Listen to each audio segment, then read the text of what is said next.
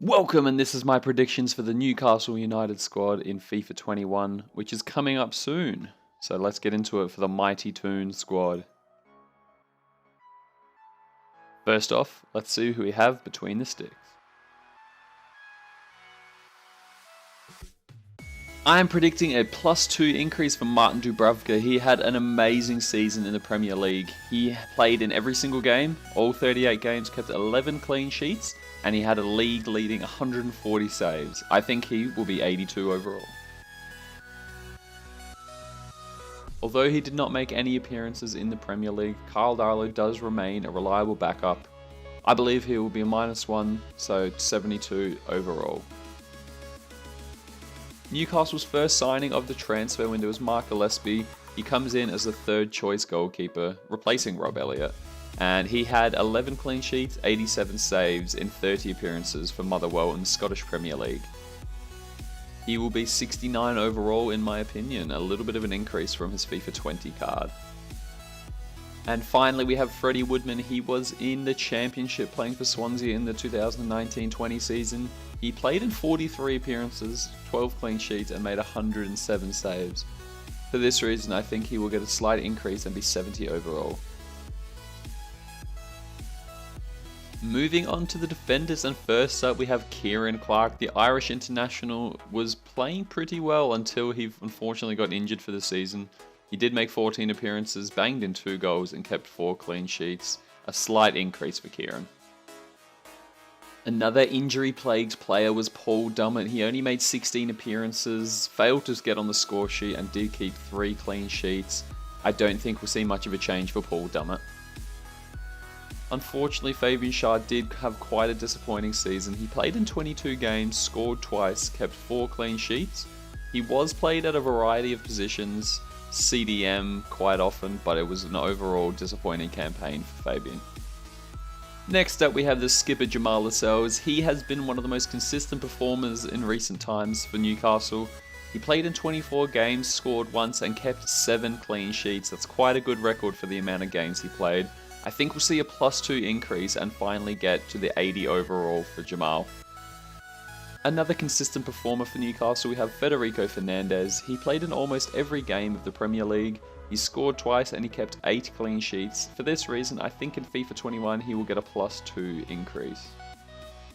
Although he displayed his heroics at the end of the Everton game to rescue a point for Newcastle, Lejeune did only play in 6 games. He will not see much of an increase or decrease, I wouldn't have thought, due to this injury, so I think he will remain the same.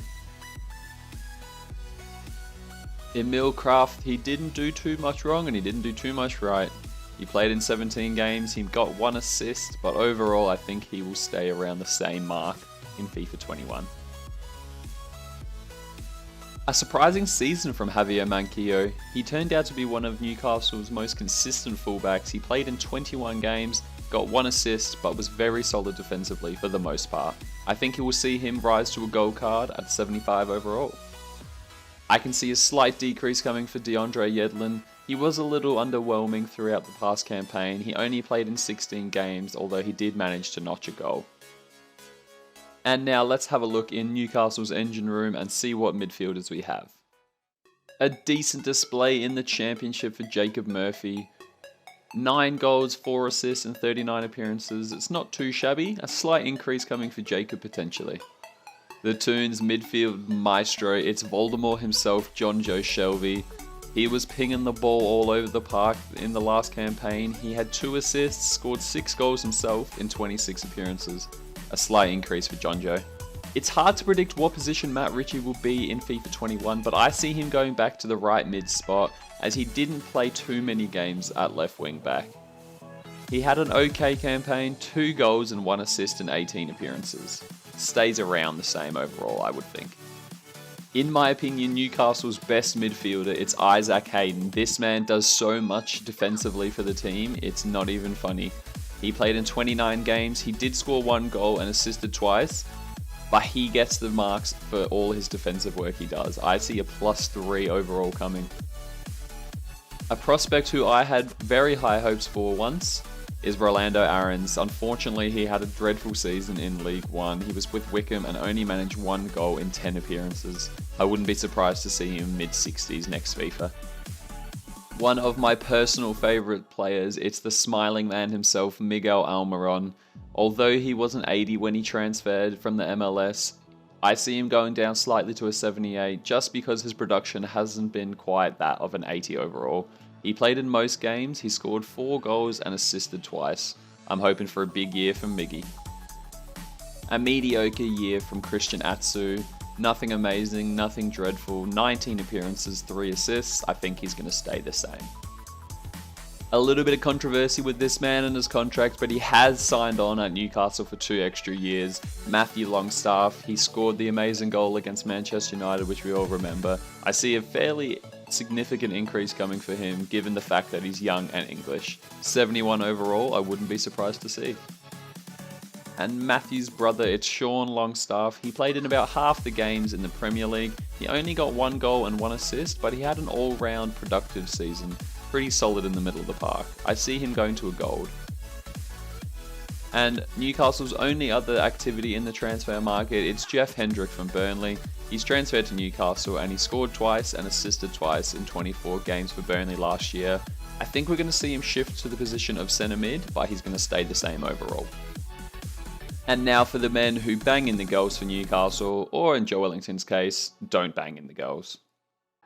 Nothing amazing for Andy Carroll, unfortunately. He did manage 4 assists in 19 games, but no goals means that he will drop to a silver 74.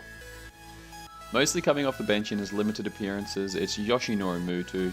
Nothing incredible, as the goal total shows.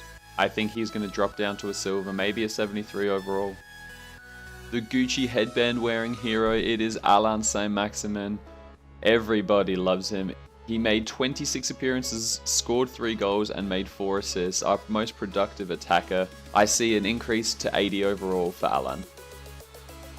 Dwight Gale proved to be quite productive in the final few games for Newcastle. He scored 4 goals and 2 assists in 20 total appearances in the league. I think he will stay around the same mark.